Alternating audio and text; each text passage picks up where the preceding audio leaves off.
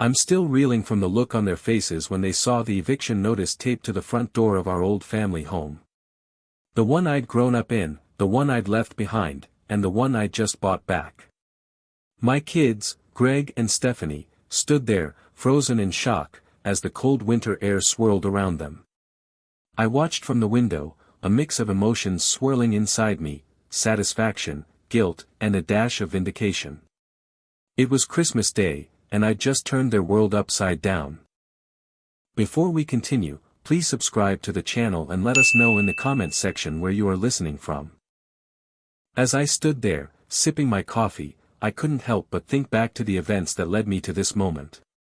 The memories came flooding back, like a tidal wave crashing against the shore.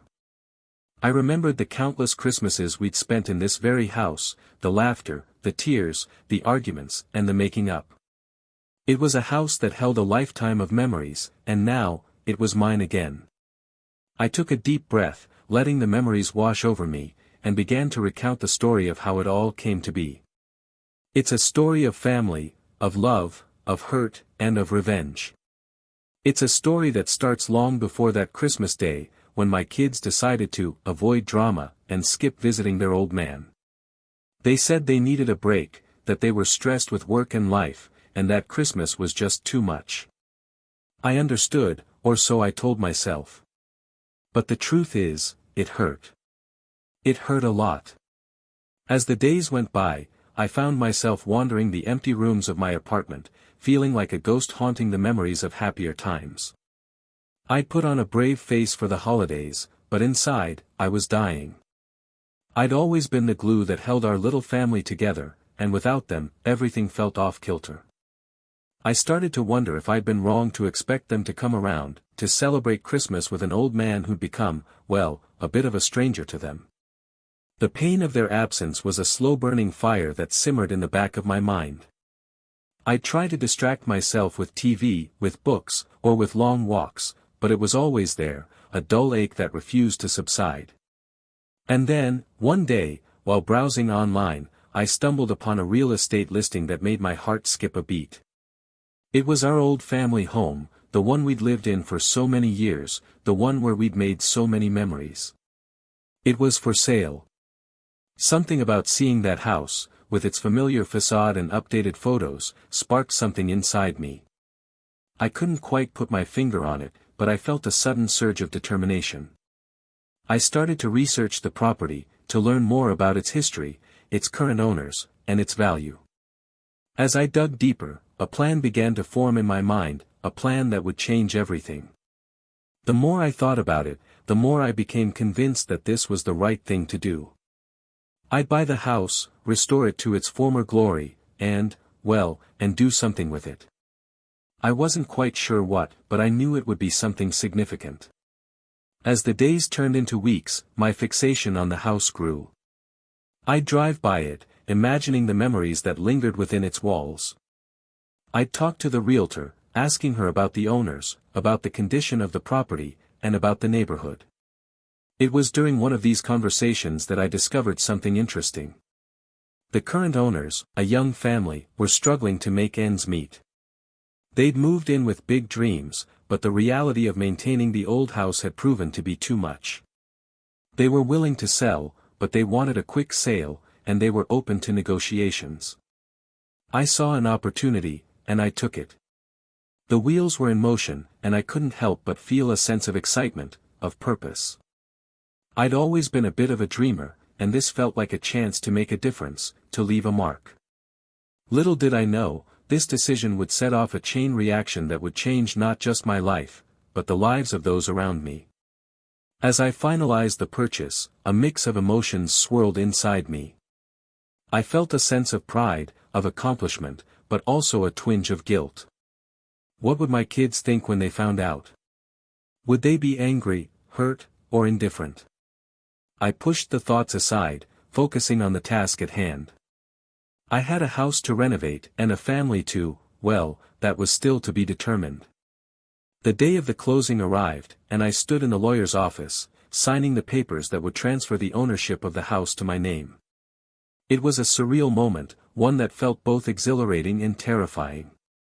As I walked out of the office, I felt a sense of pride, of ownership.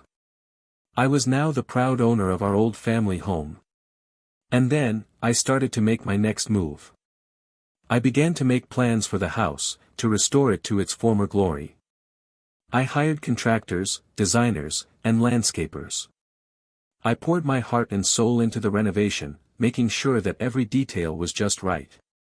It was a labor of love, and I was determined to get it just right. As the renovation progressed, I couldn't help but think about my kids, about how they'd react when they found out what I'd done. I'd been hurt by their absence, by their decision to skip Christmas, and now, I was about to turn their world upside down. I knew it wouldn't be easy, but I felt a sense of justification, of righteousness. I'd been wronged, and now, it was time to make things right. The day of the eviction notice arrived, and I stood at the window, watching as my kids read the notice taped to the front door. The look on their faces was priceless, a mix of shock, anger, and confusion. I felt a pang of guilt, but it was too late to turn back now. The wheels were in motion, and I was ready to see this through.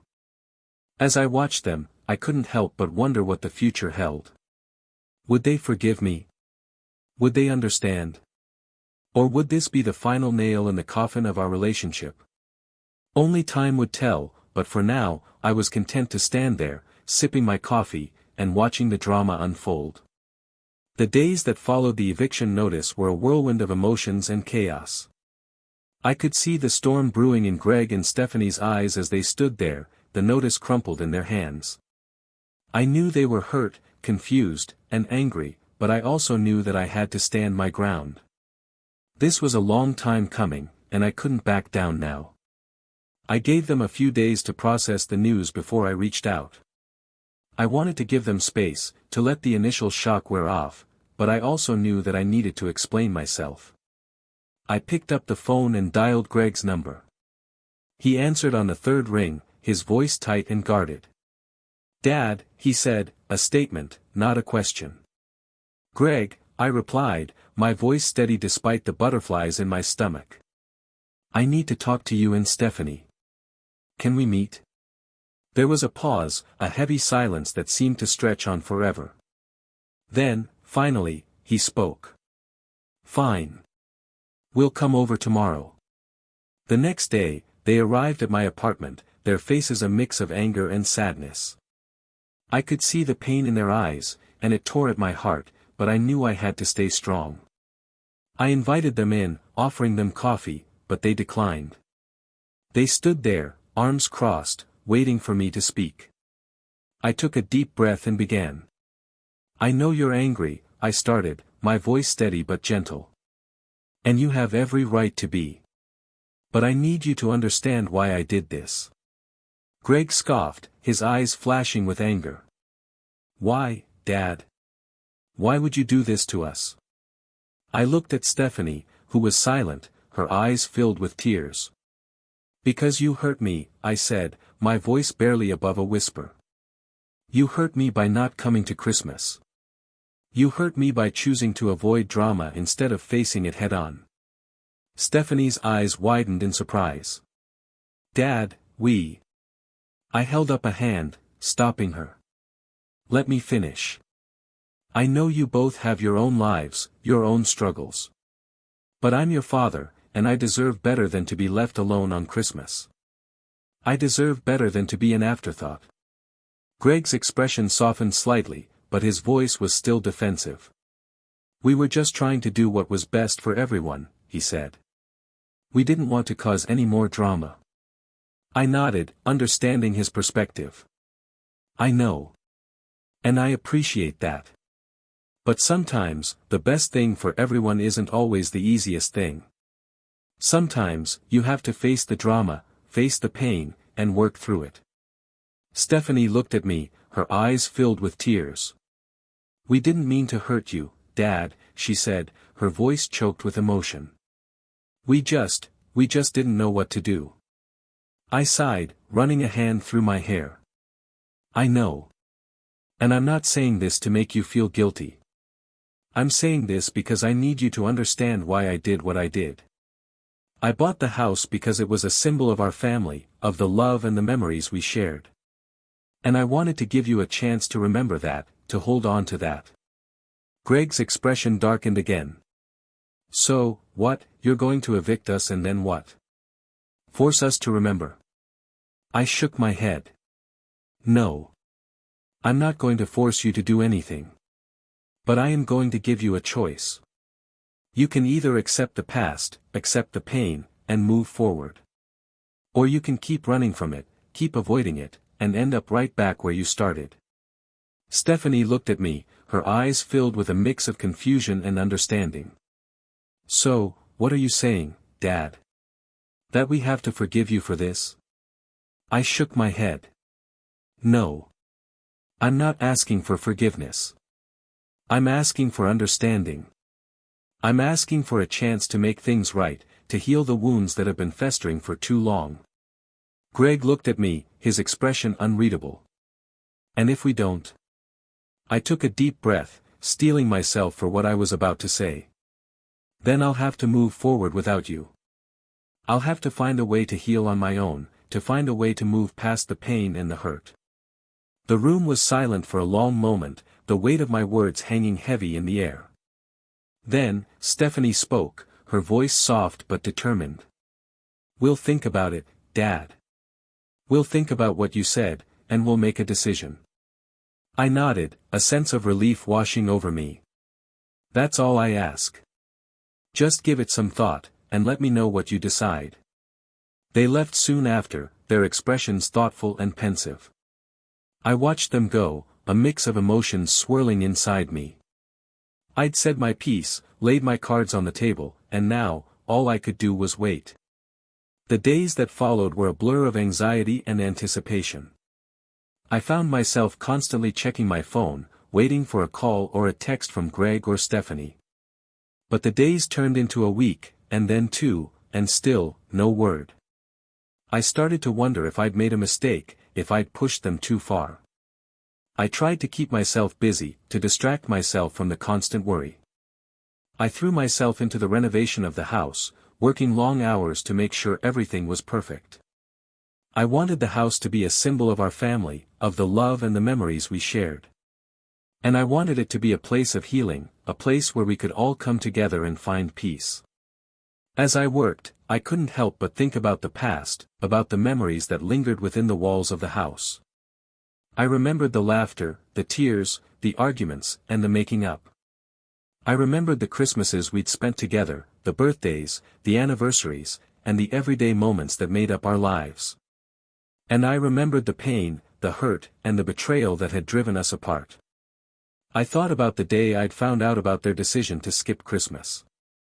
I'd been hurt, angry, and confused. I'd felt like I'd been cast aside, like I'd been forgotten. And I'd felt a deep sense of loss, a longing for the family I'd once had, the family I'd always wanted.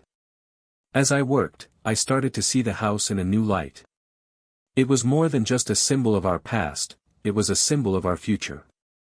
It was a place where we could come together, where we could heal, and where we could find a way to move forward. And I was determined to make that happen, no matter what it took. The renovation was coming along nicely, and I could see the vision I'd had for the house starting to take shape. The walls were painted, the floors were refinished, and the furniture was arranged just so. It was a labor of love, and I was proud of the work I'd done. But as the days turned into weeks, and the weeks into months, I started to feel a sense of unease. I hadn't heard from Greg or Stephanie, and I started to wonder if they'd ever forgive me, if they'd ever be able to move past the hurt and the pain. I tried to push the thoughts aside, to focus on the present, but it was hard. The memories of the past were always there, lingering in the back of my mind, a constant reminder of the love and the loss that had shaped my life. One day, as I was working on the house, I received a call from an unexpected source. It was an old friend, someone I hadn't spoken to in years. He'd heard about what I'd done, about the house, and the eviction notice, and he wanted to talk. I was surprised, but I agreed to meet him. We met at a local cafe, and as we sat there, sipping our coffee, he looked at me, his eyes filled with a mix of concern and curiosity. "Walter," he said, his voice gentle but firm. What are you doing? I looked at him, surprised by the question. What do you mean? He leaned back in his chair, his expression thoughtful. I mean, what are you trying to accomplish with all of this? Are you trying to punish them, or are you trying to heal? I took a deep breath, considering his words. I'm trying to do both, I said, my voice steady. I'm trying to punish them for the hurt they caused me, and I'm trying to heal the wounds that have been festering for too long. He nodded, understanding my perspective. And do you think this is the way to do it? I looked at him, my expression determined. I don't know. But I know that I had to do something. I couldn't just sit back and let them walk all over me, let them forget about me. He nodded again, his expression thoughtful. I understand. But sometimes, the best way to heal is not to punish, but to forgive. I looked at him, surprised by his words. Forgive? After everything they've done? He nodded. Yes. Forgiveness is not about letting them off the hook, but about letting yourself off the hook. It's about freeing yourself from the pain and the hurt, and moving forward. I took a deep breath, considering his words. I'd never thought about forgiveness in that way, but it made sense. It made a lot of sense. As I sat there, talking to my old friend, I started to see things in a new light. I started to see that the pain and the hurt I'd been holding on to were not just affecting my kids, but they were affecting me too. They were holding me back, keeping me from moving forward, from finding the peace and the happiness I deserved. I thanked my friend for his words of wisdom, and as I left the cafe, I felt a sense of clarity, of purpose. I knew what I had to do, and I was ready to do it. But as I walked back to the house, I couldn't help but feel a sense of trepidation. I knew that what I was about to do would be difficult, that it would require strength and courage. But I also knew that it was the right thing to do, the only thing to do. As I stood in the house, looking around at the work I'd done, I took a deep breath and picked up the phone. I dialed Greg's number, my heart pounding in my chest. He answered on the second ring, his voice cautious but curious. Dad, he said, a statement, not a question. Greg, I replied, my voice steady but gentle. I need to talk to you and Stephanie. Can we meet? There was a pause, a heavy silence that seemed to stretch on forever. Then, finally, he spoke. Fine. We'll come over tomorrow. As I hung up the phone, I felt a sense of relief, of anticipation.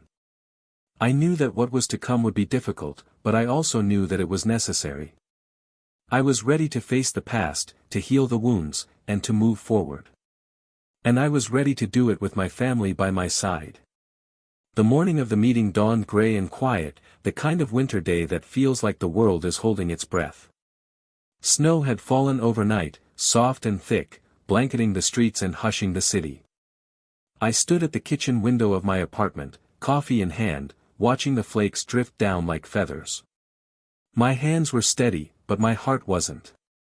I kept replaying the conversation with my old friend, the weight of his words still settling into my bones. Forgiveness is not about letting them off the hook. It's about letting yourself off the hook. I'd spent decades carrying the weight of being the one who held everything together, the provider, the peacemaker, the one who always made the Christmas dinner, who remembered birthdays, who picked up the pieces when things fell apart. And when I needed them, just once, just to show up, just to say, we're here, they weren't. But now, standing in the silence of that snowy morning, I realized something. I hadn't just bought the house to punish them. I'd bought it because I was lonely. Because I was afraid. Because I wanted proof that I still mattered. And the eviction notice? That wasn't justice. That was a cry for help dressed up as revenge. I spent the hours before they arrived cleaning the apartment, not because it needed it, but because I needed the motion. The ritual of wiping counters, straightening photos, folding blankets, it grounded me. I set out mugs, brewed fresh coffee, and laid out the plate of cinnamon rolls Stephanie used to love as a kid. I didn't know if she still liked them. I didn't know if Greg still took his coffee black. I didn't know so many things about my own children. When the doorbell rang, I startled. My breath caught. I wiped my palms on my jeans and walked to the door. They stood there together, Greg in a dark coat, shoulders hunched against the cold, Stephanie beside him, her red scarf pulled tight around her neck. She looked older than I remembered. Not just in the face, though there were new lines around her eyes, but in the way she carried herself. Like she was bracing for impact. "Hey, Dad," Greg said, voice flat. "Come in," I said. "It's freezing out there." They stepped inside, shedding coats, boots, scarves. The silence was thick, awkward. I gestured to the couch. "Coffee?" "I made your favorite, Steph," I said, nodding to the cinnamon rolls. She looked at me, surprised. "You remembered." Of course I remembered. She didn't smile, but something in her eyes softened. We sat. I poured the coffee. No one spoke. The clock on the wall ticked too loud. Finally, I broke the silence. "I've been thinking a lot," I began. "About everything. About Christmas. About the house. About why I did what I did." Greg crossed his arms. "You evicted us, Dad. You bought the house we were saving for and kicked us out. That's not just what you did. That's not something you just think about." I nodded. "You're right. It's not. And I don't expect you to just accept it. But I need you to understand why." Stephanie looked down at her hands. "We didn't skip Christmas to hurt you." "I know," I said. "But it did hurt. And I didn't know how to say that." "Not really. I've spent my whole life being the strong one, the one who doesn't complain. And when you both said you were avoiding drama, I felt like the drama was me. Like I was the problem." Greg exhaled sharply. "That's not what we meant." "Then what did you mean?" I asked, voice rising slightly. "Because all I heard was, 'We don't want to deal with you, Dad. You're too much.'" "That's not fair," Stephanie said, her voice trembling. "We were dealing with our own stuff. Greg's marriage was falling apart. I was in therapy for anxiety. We weren't trying to punish you. We were just overwhelmed." I froze. I hadn't known. Not really. I'd seen the cracks, Greg's quietness on the phone, Stephanie canceling visits, but I'd chalked it up to adult life, to growing apart. I hadn't asked. I hadn't wanted to burden them. And now, sitting across from them, I realized I'd been so focused on my own pain that I hadn't seen theirs. "I didn't know," I whispered. "You never asked," Greg said, softer now. Silence again. But this time, it wasn't heavy with anger. It was heavy with regret. I looked at them, really looked. Greg, my boy who used to build forts out of couch cushions, now a man with shadows under his eyes. Stephanie, my little girl who used to dance in the kitchen in her pajamas, now a woman who carried her pain like a secret. "I'm sorry," I said. "I'm sorry I didn't ask. I'm sorry I assumed the worst. And I'm sorry I used the house as a weapon." Stephanie wiped her cheek. "The house, that was supposed to be our fresh start. We'd saved for 10 years. We were going to fix it up, live there part-time, bring our kids someday. It was supposed to be ours." I swallowed hard. "I know. And I took that from you. But not because I wanted to hurt you. I took it because it was ours first. Because that house, it's where your mother and I raised you. Where we laughed, where we fought, where we loved. When I saw it on the market, I felt like I was losing her all over again." My voice cracked. "Your mother loved that house. She planted those roses in the front garden. She hung the wind chimes. She used to sit on the porch swing every summer evening, watching you two play. And when she died, I sold it too fast. I couldn't stand being there without her. But I never stopped missing it. Tears spilled down Stephanie's face. Greg looked away, jaw clenched. I bought it back, I continued, because I wanted to come home. Not to punish you. To remember. To heal. And when I saw you there, moving in like it was just another property, I panicked. I thought, they don't even know what this place means. So I did the worst thing I could think of. I made it about power. I made it about control. I reached into my pocket and pulled out a folded piece of paper. This is the deed, I said, placing it on the coffee table. I'm giving it back. The house is yours. I'll transfer it. No strings. No conditions. Greg stared at it. You're serious? I've never been more serious in my life. Stephanie looked at me, her eyes searching. But, what about you? Where will you live? I smiled, small but real. I'll figure it out. Maybe I'll rent a place nearby. Maybe I'll travel. Maybe I'll finally learn to play the guitar like I always said I would. Greg let out a breath, half laugh, half sob. You always said that. I did, I said. And I never did. We sat in silence for a long moment. Then Stephanie reached across the table and took my hand. Dad, she said, we don't want the house if it means losing you. Greg nodded. We were scared, too. Scared of falling back into old patterns. Scared of your expectations. But we never wanted to lose you. I squeezed her hand. Then let's not lose each other. We talked for hours. Really talked. About their struggles, about mine, about Mom, about the years we'd let slip by. We laughed. We cried. We remembered. And when they left that night, snow falling gently outside, I walked them to the door. Come back soon, I said. Greg turned, hesitated, then pulled me into a hug. It was stiff at first, then deepened, like something long buried was finally coming to light.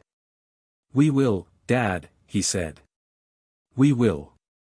I closed the door and leaned against it, heart full and aching all at once. The next morning, I called my lawyer. I want to transfer the deed to the house to my children.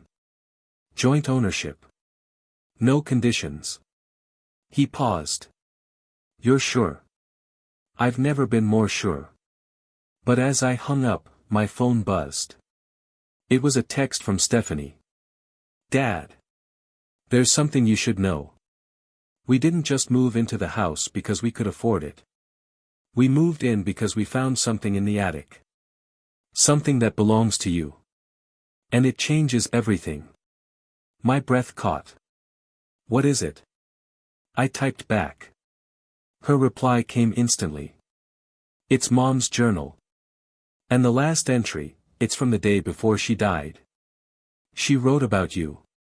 About the house. About what she wanted for us. I stared at the screen, my hands shaking. And then, one final message.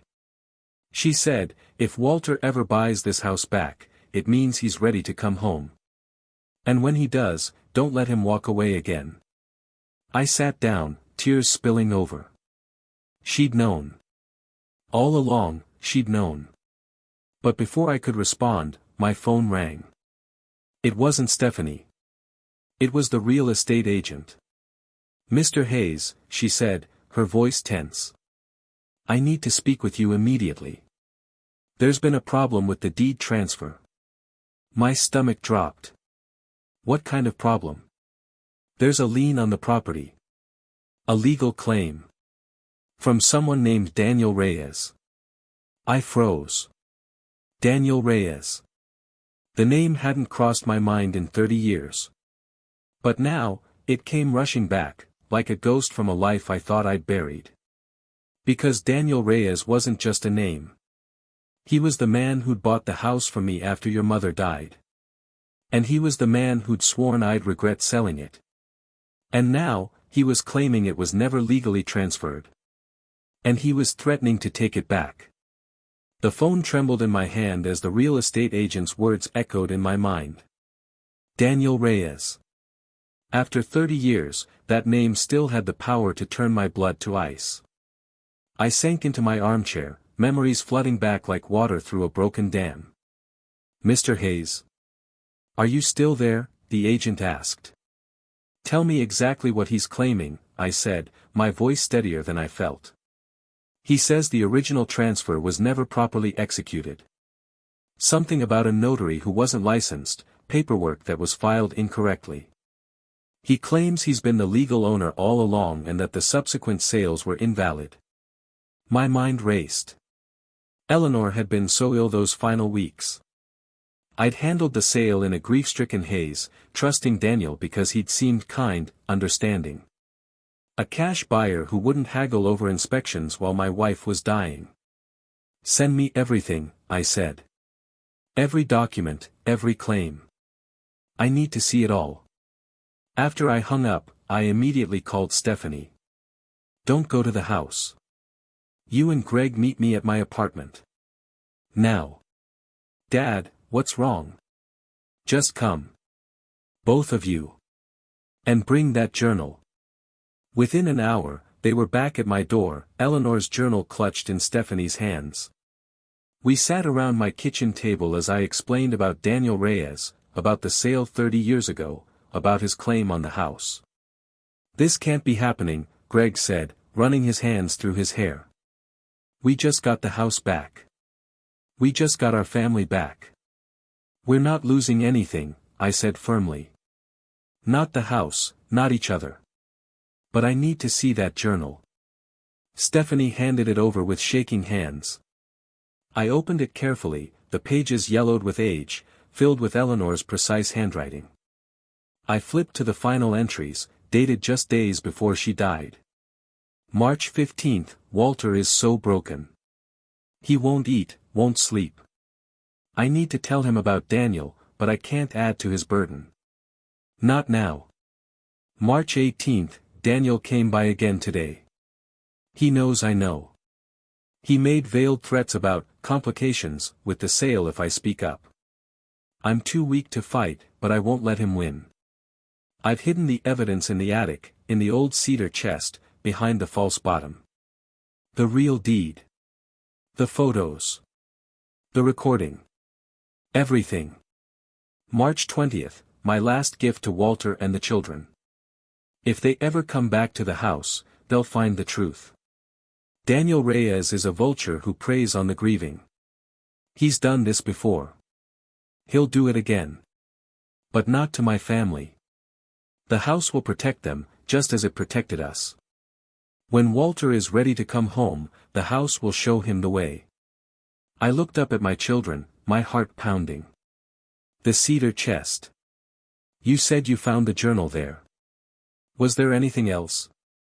Stephanie's eyes widened. We didn't check for a false bottom. We were so shocked by the journal. We need to get to that house, I said, standing. Now. But Dad, Greg protested, if Reyes has a legal claim. He doesn't, I said. Your mother just told us he doesn't. She knew. She prepared. We just need to find what she left.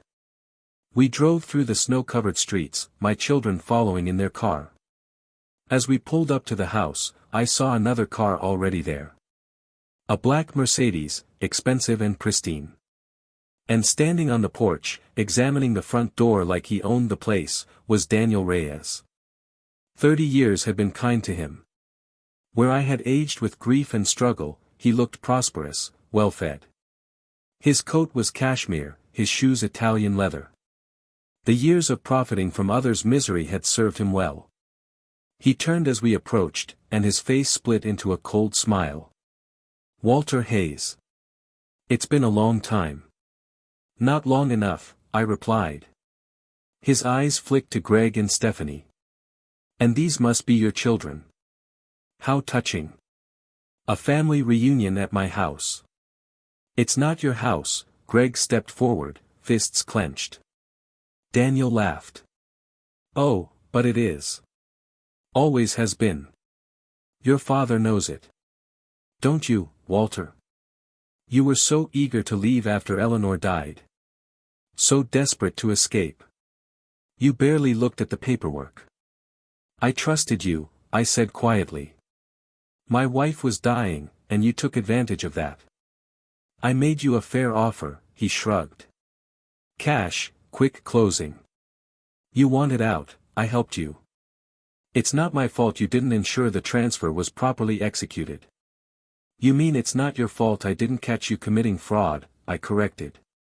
His smile faltered slightly. Careful, Walter.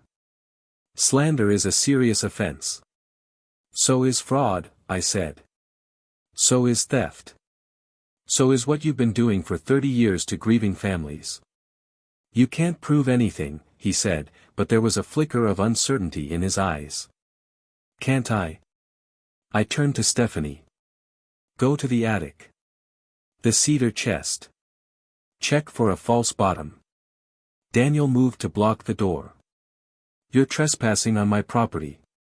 Actually, I said, pulling out my phone, we're not. See, I did buy this house. Legally. From the Millers. And they bought it from you. Except you never actually owned it to sell it to them, did you? Which means all those transactions were fraudulent. Which means you've been collecting money for property you never owned. His face was turning red. You don't know what you're talking about. Eleanor knew, I said. She knew exactly what you were doing. And she documented everything. Stephanie had slipped around him while we talked, Greg flanking her protectively. They were inside now, footsteps echoing overhead as they ran to the attic. Even if she did, Daniel said, desperation creeping into his voice, she's been dead for 30 years. Any evidence would be. Got it. Stephanie's voice rang out from above. Dad, there's a whole box here. Documents, recordings, photos. Daniel's face went white. He turned and ran for his car, but I was already dialing 911. I need to report a fraud, I said calmly. The perpetrator is attempting to flee the scene. What followed was a blur of police cars, statements, and evidence. The box Eleanor had hidden was a treasure trove. Not only had she kept the real deed, properly notarized and filed, but she'd hired a private investigator in her final days. The investigator had uncovered Daniel's pattern, targeting grieving spouses, elderly homeowners, anyone vulnerable. He'd built a real estate empire on stolen properties, using the profits from each fraudulent sale to buy legitimate holdings, laundering his theft through layers of LLCs and shell companies. But Eleanor had been smarter. She'd recorded their conversations, documented his threats, even photographed him sneaking into the courthouse to file false documents. She'd known she was dying, known she couldn't fight him herself, but she'd laid the groundwork for justice. The detective who took my statement shook his head in amazement. Your wife built a federal case from her deathbed. This is extraordinary. She was extraordinary, I said simply. Daniel was arrested that night. As they led him away in handcuffs, he turned to me one last time. She was supposed to be too sick to fight back, he snarled. You were supposed to be too broken to care. She was never too sick to protect her family, I replied. And I was never too broken to come home. The investigation that followed uncovered dozens of victims over 3 decades. Elderly widows who'd lost their homes, grieving children who'd been cheated out of their inheritance. The FBI got involved. Asset forfeiture proceedings began. Daniel's empire crumbled like sand. But the real vindication came in the courtroom. Daniel, who'd spent 30 years believing he was untouchable, faced his victims one by one. Each testimony was a nail in his coffin. When it was my turn, I spoke not just for myself, but for Eleanor. My wife knew she was dying, I told the court. She knew she had days, maybe hours. But instead of spending that time saying goodbye, she spent it gathering evidence. She spent it protecting not just her family, but future victims she'd never meet. Because that's who she was. That's the kind of person Daniel Reyes tried to steal from. I held up the photo from her journal, Eleanor in the garden of our house, roses blooming around her, her smile radiant despite her illness. He thought grief made us weak. He was wrong. Love makes us strong. And love doesn't die, Your Honor. It waits. It protects. It seeks justice. Daniel was sentenced to 35 years in federal prison. The judge ordered full restitution to all victims. His assets were liquidated, his properties returned to their rightful owners or their heirs. But the true ending came later, on a quiet spring evening. Greg, Stephanie, and I stood in the garden of the house, our house, legally and emotionally ours at last. Stephanie had moved in with her family, filling the rooms with the laughter of grandchildren Eleanor never got to meet. Greg visited every weekend, teaching his son to play catch in the same yard where I'd taught him. We'd found more than evidence in that attic. We'd found letters Eleanor had written to each of us, to be opened, when you come home. Mine was short but perfect. My dearest Walter, if you're reading this, you've come back. I knew you would. The house called you home because I asked it to. Take care of our children. Let them take care of you. Live in these rooms. Make new memories. And know that I'm here in every sunrise through the kitchen window, every creak of the porch swing, every bloom in the garden. Justice isn't revenge, my love. It's making things right. It's protecting what matters. It's choosing love over fear. You were never broken. You were just lost. Welcome home. All my love, Eleanor. That evening, as we sat on the porch swing, I heard it again, the wind chimes Eleanor had hung, playing their gentle melody. But this time, it didn't sound like a ghost. It sounded like peace. She really did it, Stephanie said softly. She saved us all. She saved more than us, Greg added. All those families who got their homes back, she saved them too. I nodded, watching the sun set over the garden where Eleanor's roses still bloomed, 3 decades after she'd planted them. She always said the house would protect us. I just never understood what she meant. What did she mean? Stephanie asked. I smiled, pulling my children closer. She meant that home isn't just a place. It's the love we leave behind. It's the justice we build into the foundations. It's the family that comes back, no matter how far they've wandered. The wind chimes sang again, and for a moment, just a moment, I could swear I smelled her perfume on the breeze. Lavender and roses, strength and grace. Daniel Reyes had thought he was stealing a house. He never understood he was trying to steal something that couldn't be taken, the love that built it, the memories that filled it, the justice that protected it. In the end, Eleanor had given us more than revenge. She'd given us redemption. She'd turned our pain into purpose, our loss into justice, our house into a home. And as the stars came out over the place where our story began and ended, I knew that sometimes the greatest revenge isn't destroying your enemies. It's protecting what they tried to take. It's choosing love over bitterness. It's coming home. The house stood strong around us, filled with laughter again, blessed by justice, protected by love. And somewhere in the walls, in the garden, in the very air we breathed, Eleanor smiled. We were home. Thank you for spending your time with my story. Feel free to share your thoughts or reactions in the comments, I'd love to hear from you.